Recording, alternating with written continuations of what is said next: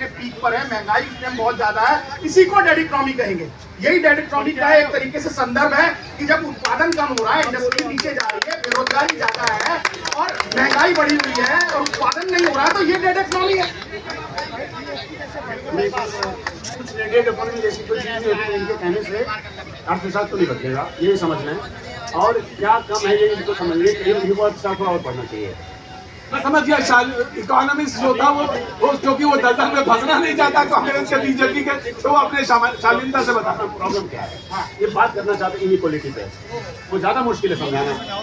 तो आप जीडीपी पे आ जाते हैं। जीडीपी इनइक्वालिटी का पैमाना नहीं है, जीडीपी एजुकेशन इंडेक्स का पैमाना नहीं है, जीडीपी बैंकिंग इंडेक्स का पैमाना नहीं है, जीडीपी हेल्थ का इंडेक्स का पैमाना नहीं है।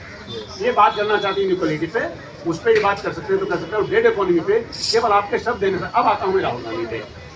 राहुल गांधी जी को समझ में नहीं आया होगा जितना मुझे समझ में आता है। देखिए उनका अटेंशन स्पेन कम है, पढ़ते कम है, वो उनको थोड़ा और पढ़ना चाहिए। मैं तो पर्सनली जानता हूँ, तो मैं 2-3 बार मिलने का सौभाग्य प्राप्त हुआ है मुझे।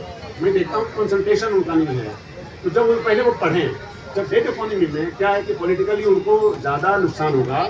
जब यूएस ने जो बात कही है जिसकी नजर हिंदुस्तान पे है और जो दिन भर मोदी को बैठ के गाली दे रहा है और देश को दे रहा है। देखिए जब बात होती है तो बहुत इंपॉर्टेंट, वेरी डीप पॉइंट, वो भारत तो जब उसको बैठ कर जब गाली देंगे तो ये आपको समझने की जरूरत है। और कम से कम डेड इकोनॉमी जो उन्होंने बोला है उसको इनको नहीं पिक करना चाहते, मैं ऐसा मानता हूँ। राइट राहुल, देखिए मैं प्रधानमंत्री जी की बहुत बातों से प्राय असहमत रहता हूँ, लेकिन जीएसटी के भीतर जो उन्होंने टैक्स रेट के 2 स्लैब बनाया, 5% और 18%, एक स्वागत योग्य कदम मैं इसे बिल्कुल मानता हूँ। प्रधानमंत्री जी देश से आए हैं, लेकिन ये बड़ा एक ऐतिहासिक कदम उठाए। मैं आपके माध्यम से सुझाव भी सरकार को देना चाहूंगा। बिल्कुल दीजिए। क्योंकि देखिए पूरे मामले पे लब्बा क्या है, माननीय जो हमारे वित्त मंत्री निर्मला सीतारमण जी क्या कहा उन्होंने प्रेस कॉन्फ्रेंस में, सरकार के लोगों ने ये कहा कि वो उपभोक्ताओं के हाथ में पैसा देना चाहते हैं जिससे कि मांग जनरेट हो सके।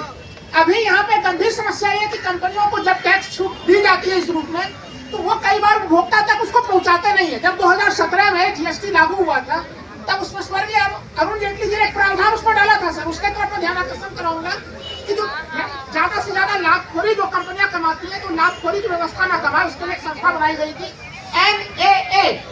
वो संस्था 2017 से 2022 तक बड़ी सक्रिय ढंग से काम किया, लेकिन 2022 में उस संस्था को समाप्त कर दिया गया। और उसके बाद फिर जब ये मांग काफी ज्यादा हल्ला हंगामा हुआ तो फिर अक्टूबर 2024 में कहा गया कि नहीं, जीएसटी का जो ट्रिब्यूनल है वहां पे आप लेके जा सकते हैं कि कंपनियां अगर सरकार अगर टैक्स घटाती है, मान लीजिए जीएसटी घटाती है, उसके बावजूद भी कंपनी अपना आधार प्राइस बढ़ा दे तो कहाँ जाएंगे। लेकिन 1 अप्रैल 2025 से वो सुविधा भी खत्म है। तो मुझे टेंशन है कि 22 सितंबर के बाद